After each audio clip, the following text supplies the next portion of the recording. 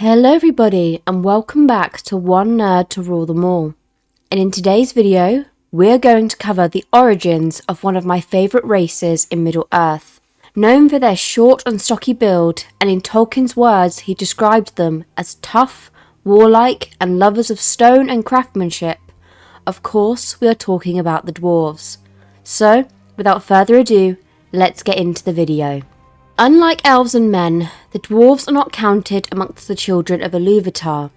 Their creator was MMIII, known as Aule the Smith. Aule created the seven fathers of the dwarves, from whom all other dwarves are descended, deep beneath an unknown mountain somewhere in Middle-earth. However, Aule did not have the divine power to grant independent life to any creation, and the dwarves were bound to his will. Iluvatar came and reprimanded Aule, who confessed his desire to create more living things, but in repentance lifted his hammer to destroy the dwarves. Even as the blow was about to land, the dwarves cowered and begged for mercy. As Iluvatar had taken pity and given two life to the creations of his child, he included them in his plan for Arda. However, Iluvatar did not wish them to wake before the elves, whom he intended to be the firstborn. Iluvatar granted the dwarves life, and therefore they are known as the adopted children of Iluvatar, but he bade Aule lay them to sleep in their chamber deep beneath the mountain, and they were to awake after the awakening of the elves. Dwarves are about 4 foot in height, and at least their most distinctive characteristic is their beard, which they have from the beginning of their lives, male and female alike, and it is said that they could die of shame if they were subjected to shaving it. They have a tendency towards gold lust and committed their share of rash and greedy acts. Among these were the dispute over the Goldwyn-Mayer, which led to the slaying of Elu Thingol, and stirred up the initial suspicion between elves and dwarves to open hatred. Dwarves generically lived far from the sea and avoided getting on boats, as they disliked the sound of the ocean and were afraid of it. The seven fathers awoke in their places in pairs with their wives, though during the first had awoken alone. The 7 different groups of dwarf folk originated in the locations where the 7 fathers of the dwarves first awoke. The 7 clans of the dwarves were the Longbeards or Durin's folk, originally from Gundabad, the Firebeards and Broadbeams, originally from the Blue Mountains, and then you had the Iron Fists, the Stiffbeards, the Blacklocks and the Stonefoot. Durin settled in the caves above Keled Zaram, which later became the greatest of all the dwarf realms, Khazad-dûm. Therefore, the halls of the Longbeards were not located near the halls of any other dwarf kingdom. There was also an 8th group of dwarves, which was not a separate member from the 7 kindreds, but composed of exiles from each, the petty dwarves, who were hunted like animals to the point of extinction by the elves in the First Age. Sometime after the elves had awoken at Culvenin, the 7 fathers of the dwarves were released from their stone chambers. The eldest of them, called Durin, wandered until he found the city of Khazad-dûm, in the natural caves beneath the 3 peaks. The city, populated by the Longbeards or the Durin's folk, grew and prospered continuously through Durin's life, which was so long that he was called Durin the Deathless, also a reference to the belief by his people that he would be reincarnated 7 times.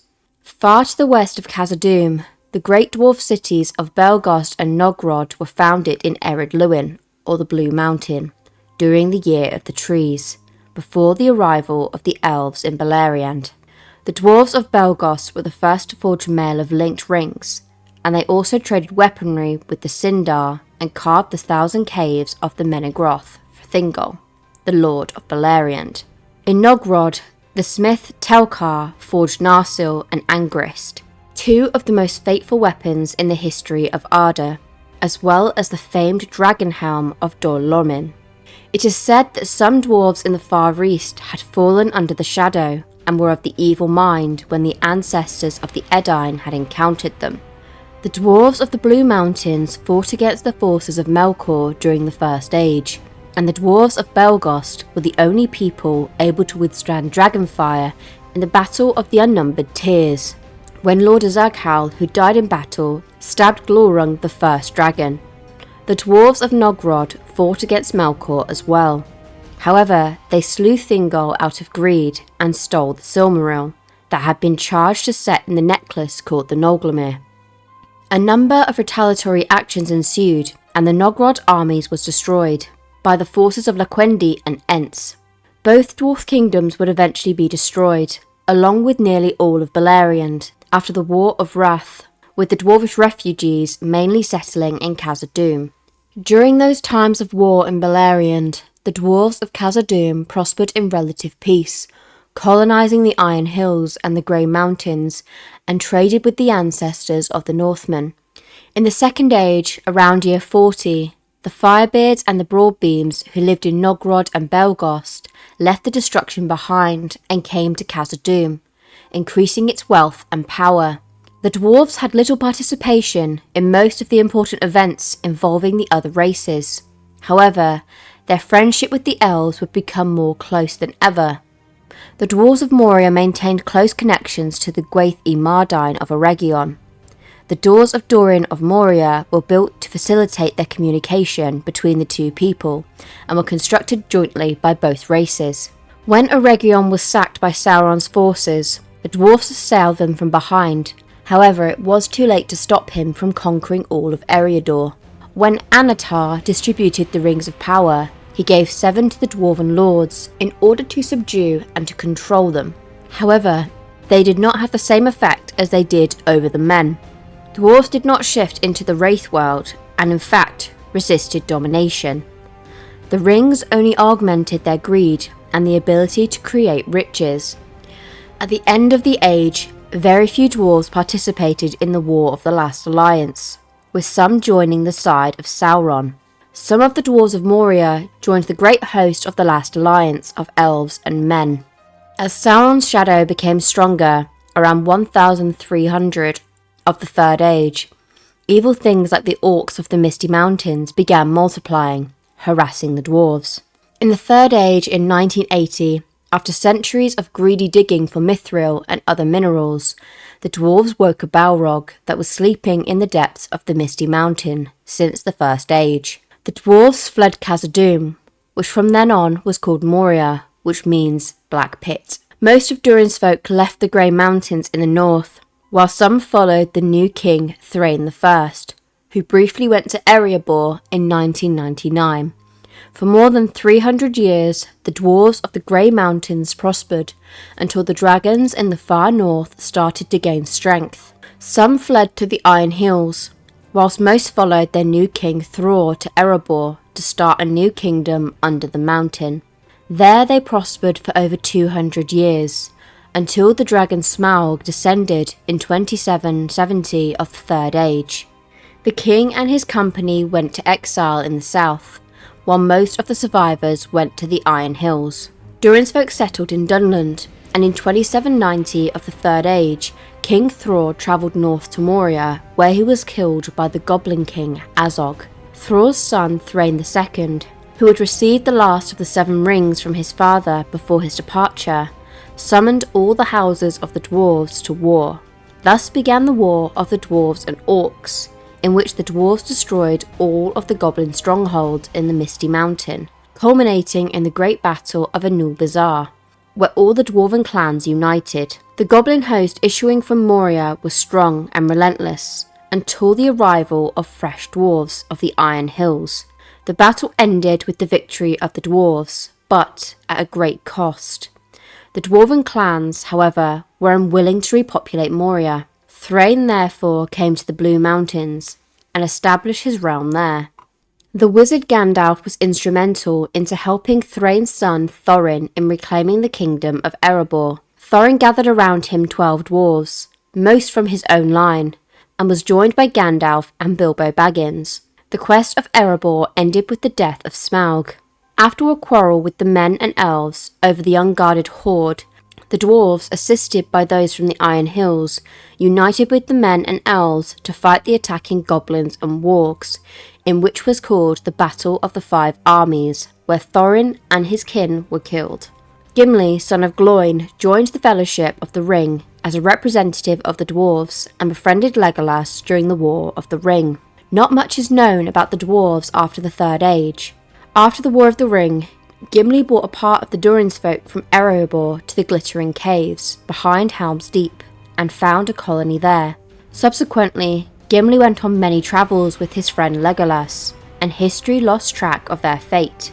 Through their friendship and influence, the feud between the two races that had lasted a millennia finally ended. Shortly before the departure of the last elves of Middle-earth, it is rumoured that Gimli and Legolas eventually boarded a ship that sailed down the river Anduin out to sea and across to Valinor in the year of 120 of the Fourth Age. Gimli would thus have become the only dwarf to ever be permitted to the Undying Lands. During the last retook and brought Khazad-dûm back to its original splendour, and the Longbeards lived there until the world grew old and the days of Durin's race ended. Of the people of Middle-earth, dwarves are the most resistant to corruption from both Morgoth and later Sauron. The 7 rings of power of the dwarves did not turn them evil, but it did amplify their greed and lust for gold. It is said that very few willingly served the side of darkness. In the First Age, the petty dwarves that dwelt in Beleriand were descended of the dwarves exiled for evil deeds from their great mansions of their kind. And after their awakening, some men had met dwarves of the East who had fallen under the shadow and were of evil mind, and were distrustful of their race. In the early parts of the Third Age, or at least in legends of the previous, it is known that in some places wicked dwarves had made alliances with orcs. Those most likely came from the dwarves of the far eastern mansions. However, it is said that an enmity between some dwarves and some of the men of old, who were jealous of the dwarves' wealth and work, and the latter alleged evil things about the dwarves. As creations of Aule, they were attracted to the substance of ardour and craft. They mined and worked precious metals throughout the mountains in Middle-earth. They were considered unrivaled in arts such as smithing, crafting, metalwork and masonry, even by the Noldor. The dwarves were the greatest miners ever to exist in Middle-earth, building immense halls under mountains where they built their cities. In the darkness of Arda, wrought great works for even the first days of their fathers to have marvellous skills with metals and with stone. But in that time they loved to work with iron and copper rather than silver and gold. In the tempering of steel alone, of all crafts the dwarves were never outmatched even by the Noldor, and in the making of mail of linked rings, which was first contrived by the smiths of Belgost, their work had no rival, though none among them surpassed the craftsmen of Nogrod, of whom Telkar the smith was greatest in renown. Dwarf smithing skills were said to be unrivalled, and their masonry creations were bested by none. They crafted famed weapons, armour, and items of art and beauty, among them Narsil, the sword of Elendil, the dragon helm of Dor-lómin, and the necklace Noglamir, the most prized treasures in Norgothrod, and the most famed dwarven work of the elder days. In the Third Age, dwarves wrought with patient crafts worked with metal and stone that now had no rival. However, as stated by Gloin at the Council of Elrond, the dwarves of Erebor had surpassed their predecessors in mining and building before Smaug descended on the Lonely Mountain, but not in metalwork, smithing, or making of mail, as their predecessors' secrets had been long lost. The dwarves are described as the most returnable warriors of all the speaking peoples, a warlike race who would fight fiercely against whoever aggravated them, including dwarves of other mansions and lordships. Highly skilled in the making of weapons and armour, their main weapon is the battle axe, but they also use bows, swords, shields, and mattocks. They are resistant to fire more than elves or men. Sickness was also unknown to the dwarves, as they were immune to human diseases. They were generally less corruptible than men. When Sauron attempted to enslave the free folks of Middle-earth using the Rings of Power, the elves completely resisted his power. Indeed, his hand had never been sullied to the 3 rings, while the 9 rings utterly corrupted the men who bore them into ring wraiths. In contrast, the dwarves were sturdy and resistant enough that Sauron was not able to dominate them using the 7 rings. At most, the 7 rings sowed strife amongst the dwarves, and filled their wearers with an insatiable greed for gold, but they did not turn into wraiths, subservient to the Dark Lord, and he considered his plan to have failed. Sauron was furious of the dwarves' resistance, spurring his drive to recapture the 7 rings from them. Another example was Gimli, who while Saruman used the power in his voice and the Rohirrim